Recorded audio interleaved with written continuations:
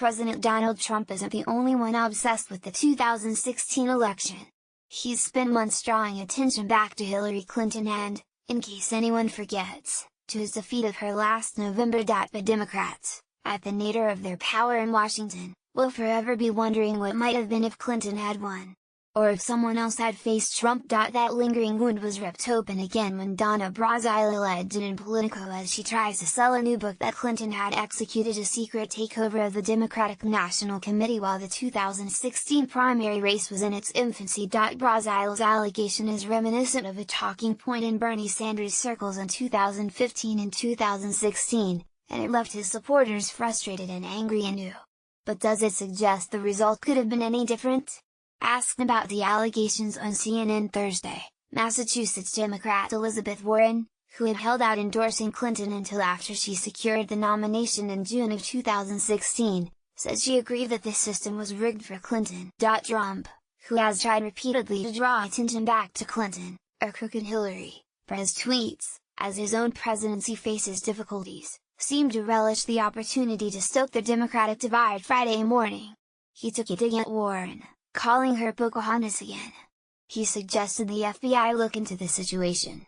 He also said Sanders could have won. Both Sanders and Warren responded to Trump on Twitter Friday, arguing his tweets were an attempt to change the subject and saying they wouldn't let him distract them from keeping the focus on his own policies. But let's examine Trump's claim that Sanders could have won. I always felt I would be running and winning against Bernie Sanders, not crooked H, without cheating. I was right. Donald J. Trump at Real Donald Trump. November 3, 2017. Pocahontas just stated that the Democrats, led by the legendary crooked Hillary Clinton, rigged the primaries.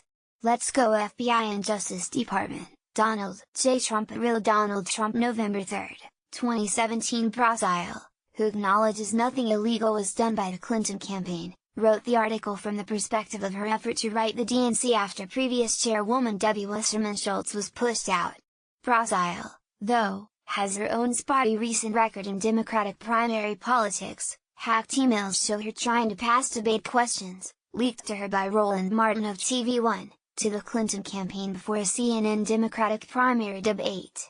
Brazile's no longer a commentator for CNN still, she roasted Wasserman Schultz in the article and describes the difficult phone conversation she had with Sanders, the Vermont independent who ran for president in 2016 as a Democrat. Brazile says financial mismanagement at the DNC led to a party on the verge of financial collapse, saved only by an agreement with Clinton in which the campaign would raise money for the DNC in exchange for control over its decisions. Sanders' campaign also signed a fundraising agreement with the party, but did not raise money in the same way for the DNC during the primary. He accused her campaign of running a money laundering scheme during a debate. All of this raises the very big, important and totally unanswerable question: would Bernie have won the primary? What if the DNC hadn't been in debt? What if President Barack Obama had raised more money after 2012? What if the Sanders people hadn't ignored their fundraising agreement with the DNC as Brazile says they did? What if the DNC hadn't agreed to run everything by the Clinton campaign?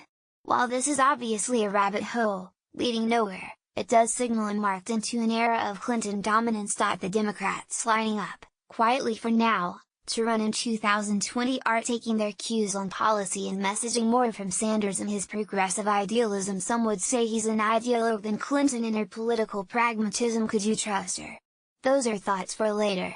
Right now the question is whether the Clinton campaign's dominance over the DNC, which was alleged at the time, helped her win, and whether, without it, Sanders would have been the one on the ballot against Trump in November. The numbers would suggest the answer is still no. Plus, as Brazile notes in her article, Sanders' entire strategy was to run from the outside, drawing the party to him and not benefiting from the at-large. While Clinton did not clinch the nomination until the second to last day of the primaries, she had a strong lead in delegates for the majority of the process. One reason it took her so long to lock it down was that California's race, with its treasure trove of delegates, was not until June. Still smarting over its limited influence, California is looking to play in the primaries much earlier in 2020. Related, California wants to pick the Democratic nominee in 2020. Clinton won 3 of the first 4 contests. She won the entire South. The whole thing. She won most of the Northeast. Sanders performed best in the upper Midwest and in states with caucuses, which are a better measure of the intensity of a candidate's support than its breadth. And she won the Democratic coalition of minorities and women, the People. Democrats thought then and still believe they need to show up to win in November. Go back and check out the map. The other way Clinton dominated the race in 2016 was through her accrual of superdelegates, the party elders from each state that also get a say in the nominee. Partly because of the 2016 race, Democrats are already looking, through a unity commission, at scrapping that system going forward. Don't count on it. Clinton had 602 superdelegates to Sanders' 47, by the way. If 426 of those superdelegates had sided with Sanders, he could have won. But she still had a clear advantage in pledge of delegates. Do the math, it's all still online. In hindsight, there were many alarm bells for Democrats. Sanders ran strong and beat Clinton in states like Michigan and Wisconsin, parts of the Democratic wall she would go on to lose in November. He trounced her among young Democratic voters, who did not show up for her the same way they did for Obama. None of this is to say that Democrats shouldn't have treated the process differently, but it doesn't change the fact that Clinton dominated the process from start to end. Or that Sanders, surprised by his own success, didn't have the infrastructure to win a long campaign. There's also the simple fact that Sanders ran in the primary of a party to which he was proudly not technically a member. Sanders ran a strong race, to be sure, and surprised every Democrat in the country. That's beyond doubt. But so is the fact that, despite her flaws, Clinton didn't need the DNC to win the nomination.